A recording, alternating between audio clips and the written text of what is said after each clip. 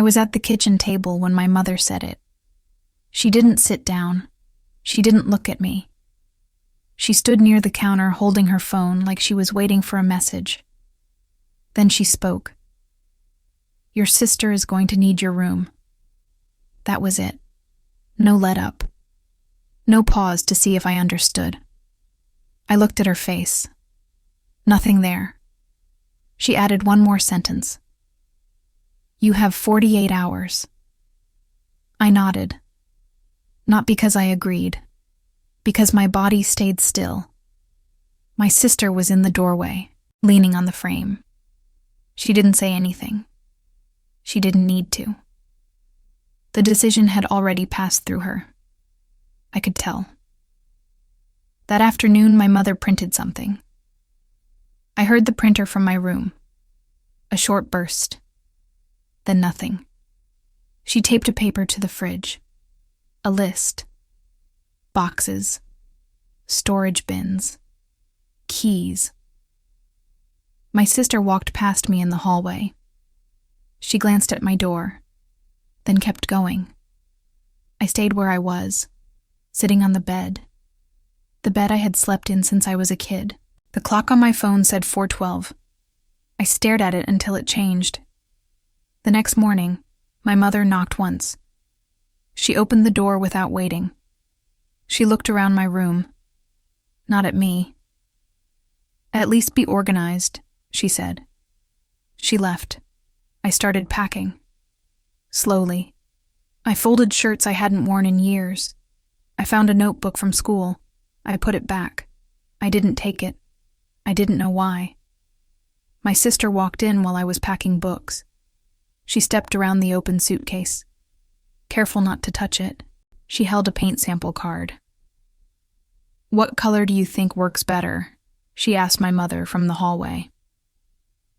My mother answered without coming in. I kept packing. By the end of the first day, half the room was gone. My posters were down. The shelves were empty. My sister came back with boxes. She set them near the door, labeled, her name. She didn't ask if she could leave them there. She just did. That night, I heard them talking in the living room. Low voices. Occasional laughter. I stayed in my room. On the floor, sorting cables. I checked my phone. No messages. I didn't send any either. The second day started early. My mother was already awake. She stood in the hallway as I carried bags out. She pointed at the closet. "Make sure it's empty," she said. It was already empty. My sister brought in new curtains. She held them up against the window. She smiled, not at me, at the light. I finished packing. Everything fit into 2 suitcases and a backpack. That surprised me. At noon, my mother came in again. "You'll need to be out by tonight," she said. "I don't have a place," I said. She shrugged. "You're an adult." I nodded. My sister sat on the bed. My bed. She bounced lightly, testing it. That evening, my room didn't look like mine anymore. The bedspread was different. The lamp was gone. My suitcase stood near the door. I sat on the edge of the mattress. My mother appeared again. She held her keys. "I'll need yours," she said. I reached into my pocket. I placed the key in her hand. She closed her fingers around it. Then she paused. "Leave it on the counter," she corrected. I walked past her. I put the key down. She picked it up without looking at me. I grabbed my bags. No one followed me to the door. Outside, the air was cold. I put the suitcases in the car. I sat in the driver's seat. I didn't start the engine. The house lights were still on. I could see movement through the window. My sister crossed the room. She pulled the curtains closed. I waited. Then I drove. I parked at a gas station. Bright lights, constant noise. I leaned the seat back. I watched the ceiling of the car. My phone buzzed once. A notification, not a message. I closed my eyes. I opened them again. The night felt long. The next day I drove around. I stopped in parking lots. I checked my phone. I called one friend. Voicemail. I called another. Ringing. No answer. I bought coffee. I sat in the car again. By evening, the cold came back. I wrapped myself in a jacket. I didn't sleep much. The second night felt heavier. The same lights. The same ceiling. I checked my phone again. Nothing. I thought about the house, about the fridge, about the list still taped there. I wondered if my name had been crossed out. I stayed quiet.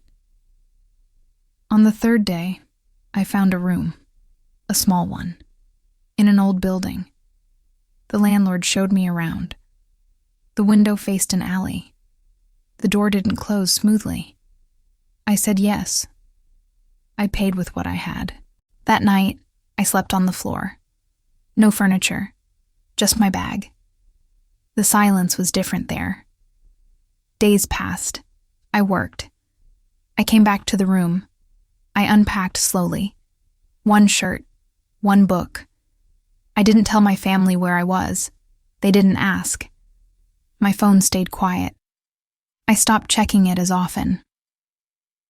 One evening, weeks later, I walked past a park, near my old street. I saw my mother there. She sat on a bench. My sister stood beside her. They were talking. They laughed. I stood across the street. They didn't see me. I didn't step closer. I turned around. I went home. That night I sat on the floor of my room. I opened my phone. I looked at my contacts, one by one. I deleted them. My mother, my sister, my brother. I didn't pause. I didn't block them. I just removed them. Months later, a number I didn't recognize texted me. "Mom asked about you." I stared at the screen. I set the phone down. I didn't reply. I didn't delete the message either. I let it sit there. Life stayed small. Work. Home. Sleep. I bought a chair, then a table. The room changed slowly. I didn't drive past the old house anymore. I didn't wonder who slept in my bed. I didn't check. Sometimes I think about the key, how it felt in my hand, how easily I let it go. Not because I wanted to, because it was already gone. They thought taking the room would remove me. It didn't. It only showed me how little space I had been given long before. So I stopped trying to fit. I closed the door myself, and this time I kept the key.